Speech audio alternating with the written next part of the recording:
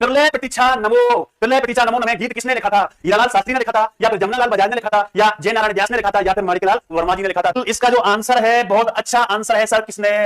याद रखना, हीरालाल शास्त्री। कौन सा है? हीरालाल शास्त्री इस क्वेश्चन का बिल्कुल सही आंसर है। अब सुनो अच्छे से, इतनी अच्छी बात बताऊं कि बोलो क्या? ओहो गुरुजी, एक तो प्रलय प्रतीक्षा नमो नमः हो गया और एक क्या हो गया? प्रत्यक्ष। क्या होगा? प्रत्यक्ष जीवन शास्त्र। ठीक है, प्रत्यक्ष जीवन शास्त्र। ठीक है, ठीक है। हीरालाल शास्त्री की मैं बात करूं, सॉरी सर भरतपुर की थी, हाँ बिल्कुल, हाँ इधर देखो, अब सुनना अच्छे से। ठीक है, अब क्या क्या सुनना है ये देखो। सबसे पहली बात तो आप लोगों को ये सुननी है कि हीरालाल शास्त्री का संबंध कहां से है सर? जौबनेर से था। इनका जन्म जौबनेर के अंदर कब हुआ था? 1899 में। जौबनेर वर्तमान में किस जिले के अंदर आता है सर? जयपुर ग्रामीण के अंदर आता है। किसके अंदर आता है? जयपुर ग्रामीण के अंदर। बिल्कुल ठीक है, ठीक है। एक तो इनकी ये हो गई, एक कौन सी हो गई सर? प्रत्यक्ष जीवन शास्त्र। ठीक है, प्रत्यक्ष जीवन शास्त्र इनकी क्या थी? रचना थी, जो कि इनकी क्या थी बताओ? आत्मकथा। बोलो क्या थी? आत्मकथा। अब सुनो भाई, हीरालाल शास्त्री की जौबनेर में इनका जन्म होता है, जयपुर ग्रामीण के अंदर आता है। सुनिए अच्छे से कि हीरालाल शास्त्री जी ने, ध्यान रखना, 1937 में, याद रखना, ठीक है, क्या जीवन कुटीर नामक एक विद्यालय की क्या की थी? याद रखना, बालिका विद्यालय। ठीक है, लड़कियों के लिए बालिका विद्यालय की क्या की थी? स्थापना की थी। बिल्कुल की थी सर। ठीक है, लेकिन 1935 के अंदर, याद रखना, इसकी क्या? वनस्थली विद्यापीठ। कौन सा? वनस्थली विद्यापीठ के नाम से रूपांतरित, नाम से क्या हो गया? रूपांतरित हो गया। यह स्थान कहां है सर? निवाई के अंदर है। निवाई कहां पड़ता है सर? टोंक के अंदर पड़ता है। कहां पड़ता है सर? टोंक के अंदर पड़ता है। ठीक है सर, और क्या बात है? हीरालाल शास्त्री की बात याद रखना, कौन सा बताओ? 30 मार्च